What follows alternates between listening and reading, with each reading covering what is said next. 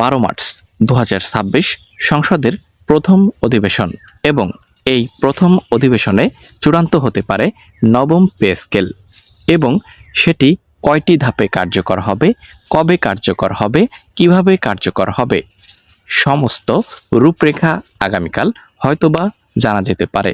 অবশ্যই আজকের এই ভিডিওটি ভেরি ইম্পর্টেন্ট, না টেনে প্রথম থেকে শেষ পর্যন্ত দেখুন। তার আগে আপনাদের সকলের কাছে ছোট করে একটি রিকোয়েস্ট করব, যদি চ্যানেলের নতুন দর্শক হয়ে থাকেন, নবম পে স্কেলের সর্বশেষ আপডেট সবার আগে পেতে চান, অবশ্যই এখনই নিজ দায়িত্বে চ্যানেলটিকে সাবস্ক্রাইব করে রাখুন। আগামীকালের অধিবেশনকে ঘিরে সরকারি কর্মচারীদের মনে আশার সঞ্চার হচ্ছে। তারা চাচ্ছে আগামীকালই আসুক নবম পে স্কেলের চূড়ান্ত ঘোষণা।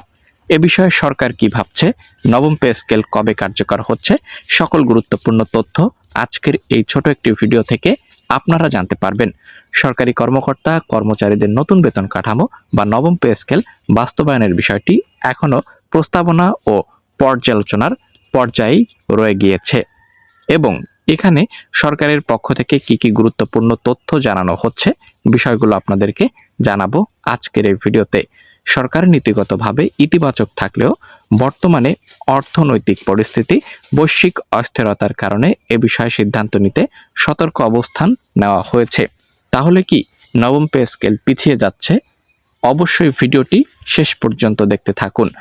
অর্থ বিভাগ সূত্রে জানা যায়, নবম পে স্কেল কার্যকর করার বিষয়ে নীতিগত সমর্থন রয়েছে, তবে মধ্যপ্রাচ্যে চলমান যুদ্ধ পরিস্থিতি এবং বৈশ্বিক অর্থনৈতিক অনিশ্চয়তা দেখতে পাচ্ছেন কারণে সিদ্ধান্ত গ্রহণে ধীরে চলনীতি অনুসরণ করা হচ্ছে। অন্যদিকে সরকারি চাকরিজীবীরা দ্রুত পে স্কেল বাস্তবায়ন ও বেতন বৈষম্য নিরসনের দাবি জানিয়ে আসছেন। এদিকে পে স্কেল সংক্রান্ত প্রস্তাব পুনরায় পর্যালোচনা ঘোষণা দেওয়া হয়েছে। সংশ্লিষ্ট সূত্রে জানানো যায়, বিষয়টি আসন্ন জাতীয় সংসদ এর অধিবেশন আলোচনায় উঠতে পারে।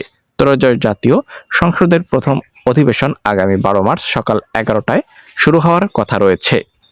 অর্থ বিভাগের কর্মকর্তারা জানিয়েছেন, প্রধানমন্ত্রী তারেক রহমান নতুন পে স্কেল বাস্তবায়নের আশ্বাস দিয়েছেন, তবে আর্থিক সীমাবদ্ধতার কারণে কমিশনের সব সুপারিশ একসঙ্গে বাস্তবায়ন করা সম্ভব নাও হতে পারে।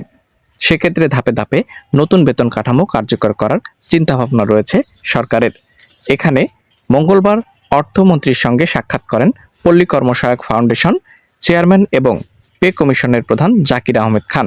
সরকারি সূচিতে তিনি PKSF চেয়ারম্যান হিসেবে সাক্ষাৎ করলেও বৈঠকে পে কমিশনের প্রতিবেদন সুপারিশ নিয়েও আলোচনা হয়েছে।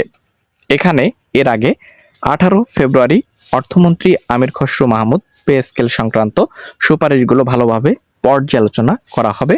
তিনি বলেন, বর্তমান আর্থিক বাস্তবতা বিবেচনায় নিয়ে কতটুকু এবং কখন বাস্তবায়ন করা হবে তা পরীক্ষা নিরীক্ষা করে সিদ্ধান্ত নিতে হবে।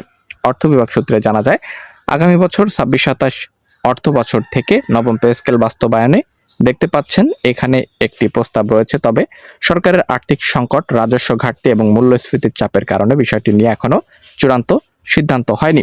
উল্লেখ্য, সরকারি কর্মকর্তা কর্মচারীদের নতুন বেতন কাঠামো প্রণয়নের লক্ষ্যে গত বছরের 27 জুলাই 21 সদস্যের একটি বেতন কমিশন গঠন করা হয়। সাবেক অর্থ সচিব চেয়ারম্যান PKSF জাকির আহমেদ খানকে কমিশনের প্রধান করা হয়েছিল। 21 জানুয়ারি তারা প্রতিবেদন চূড়ান্ত সুপারিশ জমা দেয়। তাহলে আজকের এই ভিডিও থেকে আমরা সর্বশেষ পে স্কেল সংক্রান্ত যে বিষয়টি আপনাদের মাঝে তুলে ধরার চেষ্টা করলাম। আগামীকালকে অধিবেশন, সংসদের প্রথম অধিবেশন 11টায় সকাল এবং এই অধিবেশনকে ঘিরে সরকারি কর্মচারীদের মনে আশার সঞ্চার হচ্ছে যে এখান থেকে আসতে পারে পে স্কেলের ইতিবাচক কোনো সিদ্ধান্ত। অবশ্যই আলোচনা হবে, তবে প্রধানমন্ত্রীর গ্রিন সিগন্যাল রয়েছে, তবে আলোচনায় রয়েছে বৈশ্বিক যে বর্তমানে মধ্যপ্রাচ্যে যে যুদ্ধ হচ্ছে এবং অর্থনৈতিক যে সীমাবদ্ধতা রয়েছে বর্তমান সরকারের, এগুলো মেইন ফোকাস হিসেবে কার্যকর হচ্ছে বা এই কারণেই পে স্কেল পুরোপুরি কার্যকর হচ্ছে না, তবে ধাপে ধাপে সেটি কার্যকর হতে পারে।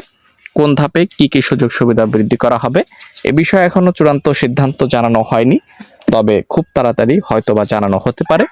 তবে আপনারা এতটুকু কনফার্ম হতে পারেন, পে স্কেল একবারেই আপনারা পাচ্ছেন না এবং এটি ধাপে ধাপে পেলেও আরও 2 থেকে 3 বছরের মতো সময় লাগতে পারে। ধন্যবাদ।